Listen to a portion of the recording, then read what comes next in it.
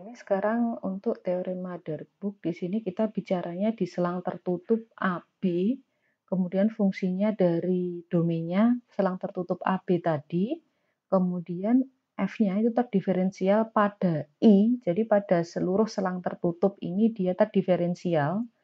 Nah, kemudian kita punya bilangan K itu di antara F aksen A dan F aksen B, karena F-nya tadi kan terdiferensial, jadi di sini F aksen A, F aksen B ini dijamin ada, di ujung-ujung selang juga ada, karena terdiferensialnya ini pada I.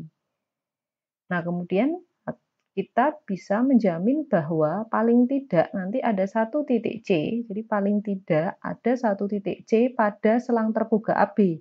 Artinya C ini tidak ujung kiri yakni A, juga bukan ujungnya dari selang ini yakni B. Jadi C ini berada di antara AB yang memenuhi bahwa turunan di titik C pasti sama dengan K tadi. Jadi setiap kita ambil bilangan di antara turunannya di antara F aksen A dan F aksen B ini pasti bisa kita dapatkan satu titik pada selang terbuka AB yang nilai turunannya itu sama dengan K ini tadi. Nah, di sini buktinya kita akan membuktikan hanya untuk satu kasus, misalnya di sini FA, FB-nya di sini itu ya berturutan dengan syarat nanti kita asumsikan itu F aksen A kurang dari F aksen B karena di sini di antara, jadi bisa jadi nanti F aksen A-nya lebih besar dari B atau sebaliknya. Nah, kita hanya akan bekerja di satu kasus, kasus yang lain nanti bisa untuk latihan. Jadi di sini tanpa mengurangi keumuman, di sini akan kita tunjukkan, di sini dibuktikan hanya untuk di sini, nah dalam kasus di sini F aksen A itu kurang dari F aksen B ya.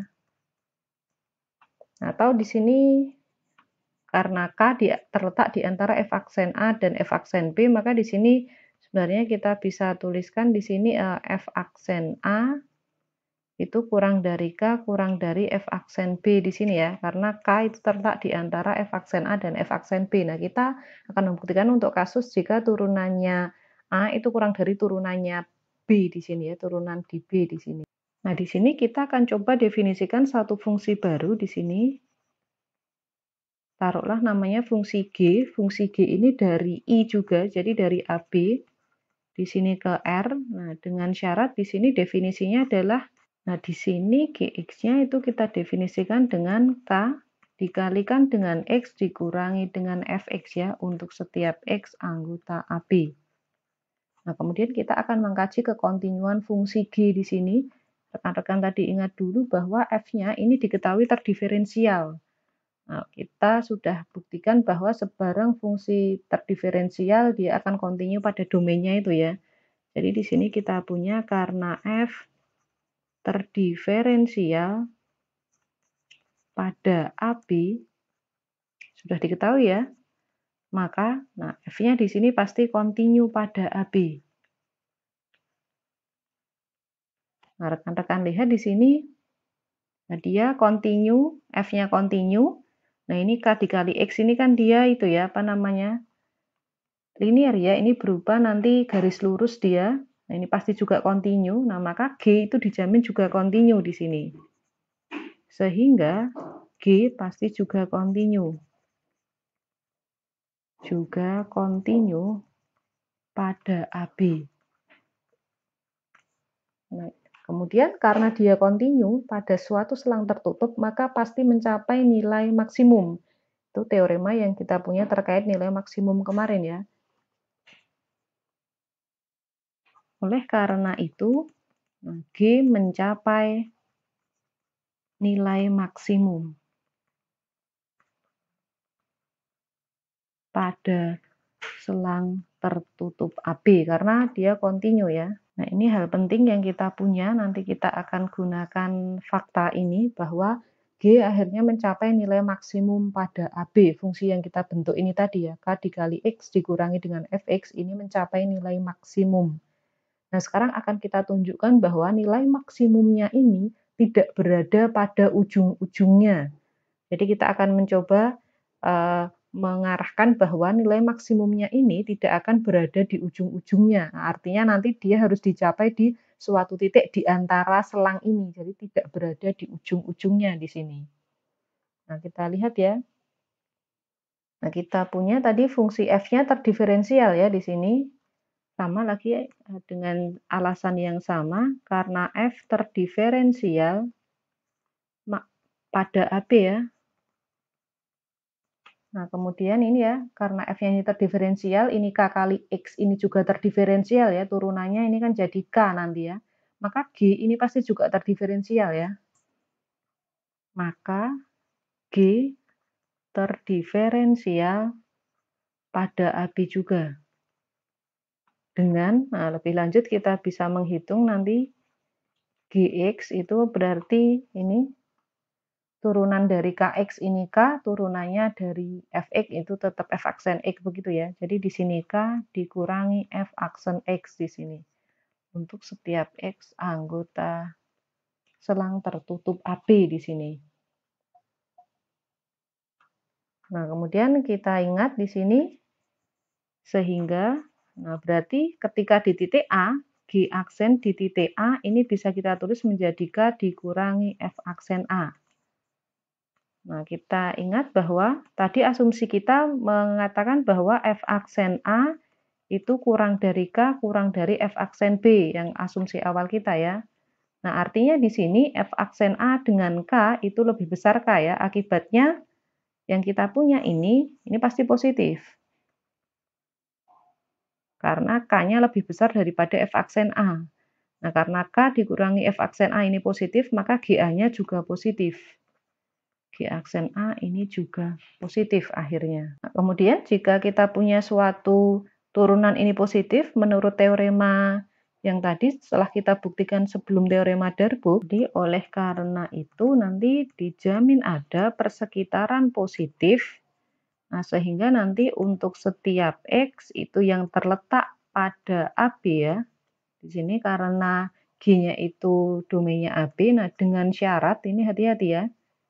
Di sini karena di sini A berarti nanti persekitaran yang berada di sebelah kanannya A ya syaratnya ya, dengan A kurang dari X kurang dari A ditambah dengan delta itu harus berlaku bahwa Gx-nya itu lebih besar daripada GA. Nah, ini kita gunakan teorema yang tadi sudah kita buktikan sebelumnya ya.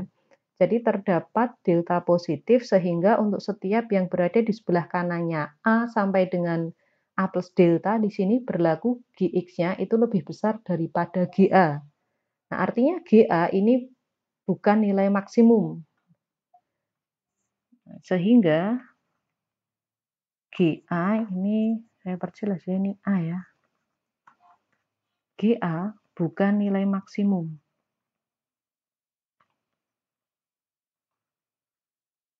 Artinya nilai maksimumnya tidak dicapai di titik A di sini ya. Tadi G kan mencapai nilai maksimum, berarti di titik A itu dia tidak tercapai. Nah, kemudian dengan cara yang sama akan kita tunjukkan bahwa untuk yang di kasus di ujung yang B sekarang. Ini bisa kita lingkari dulu untuk kita ini ya, dapatkan ini fakta keduanya bahwa G itu tidak mencapai nilai maksimum di A. Nah, kemudian sekarang sama untuk kasus yang sama di sini ya. Karena di sini K itu kurang dari F aksen B di sini. Nah, jadi dengan asumsi yang sama karena K itu kurang dari F aksen B, maka di sana kita nanti punya K dikurangi dengan F aksen B ini kurang dari 0. Sehingga jika kita masukkan sekarang ini kalau G aksen A, sekarang kita punya G aksen B ya. Sehingga G aksen B ini yang sama dengan K dikurangi F aksen B ya, berarti nah ini nilainya akan kurang dari 0 di sini. Nah, nanti sama menurut teorema yang tadi sudah kita buktikan ya. Oleh karena itu, karena turunan di B ini negatif, maka dijamin ada delta positif Sehingga untuk setiap X pada I atau pada AB di sini dengan syarat berada di sebelah kirinya B sekarang ya.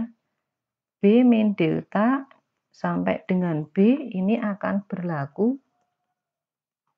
Nah, kita punya sifat ini sekarang.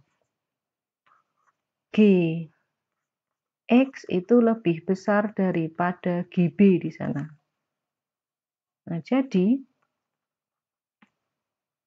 G tidak mencapai maksimum di X sama dengan B. Nah, karena di sini ternyata ada Fx yang nilainya lebih besar, jadi GB ini bukan nilai maksimumnya. Nah, jadi kita punya 3 fakta di sini. Yang pertama, dijamin bahwa G itu mencapai nilai maksimum pada selang tertutup A sampai dengan B. Kemudian fakta kedua bahwa nilai maksimumnya tidak dicapai di ujungnya A. Di ujung selang tadi di bagian A itu bukan nilai maksimum dan juga terbukti di sini pada ujung B ini juga bukan nilai maksimum. Nah, artinya nilai maksimum pasti dijamin di antara A sampai B.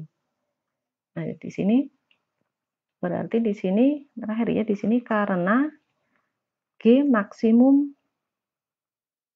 pada selang tertutup AB maka atau ini G mencapai ya mencapai nilai maksimum pada selang tertutup AB maka pastilah G mencapai nilai maksimum di C anggota AB. Jadi tidak di A, tidak mungkin di B. Jadi berada di antara selang terbuka AB. Karena tadi di A sudah terbukti gagal dan di B juga terbukti gagal di sini. Nah, menurut teorema terkait nilai maksimum di sana jika G itu mencapai nilai maksimum di C, maka kemungkinannya ada dua ya. Jadi di sana yang pertama kemungkinannya itu seharusnya adalah G. Jadi ada dua kemungkinan di sini ya, ada dua kemungkinan. Menurut teorema yang nilai maksimum nanti bisa dilihat lagi teoremanya. Jadi ada dua kemungkinan. Yang pertama ini adalah G itu tidak terdiferensial di C.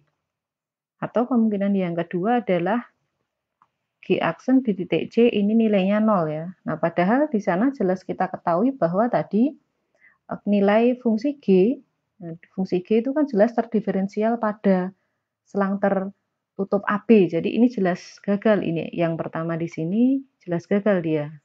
Karena dia tidak terdiferensial, ini tidak mungkin. Jadi yang berlaku pasti yang ini. Yang di aksen C sama dengan 0 di sini. Karena G terdiferensial di C anggota dari AB, maka pastilah yang berlaku yang bagian kedua. Pastilah G aksen C sama dengan 0. Nah, jika G aksen C sama dengan 0, padahal G aksen C tadi kan artinya K dikurangi dengan F aksen C sama dengan 0. Nah, artinya jika K dikurangi F aksen C sama dengan 0, berarti K sama dengan F aksen C. Nah, jadi teorema ini terbukti ya. Terdapat C anggota dari selang terbuka AB sehingga K sama dengan F aksen dari C di sini. Jadi teorema Darboux di sini terbukti ya. Paling tidak ada satu pada selang terbuka itu sehingga F aksen C sama dengan K. Jadi C ini tidak mungkin berada di ujung selang ini, tapi pasti berada di antara AB.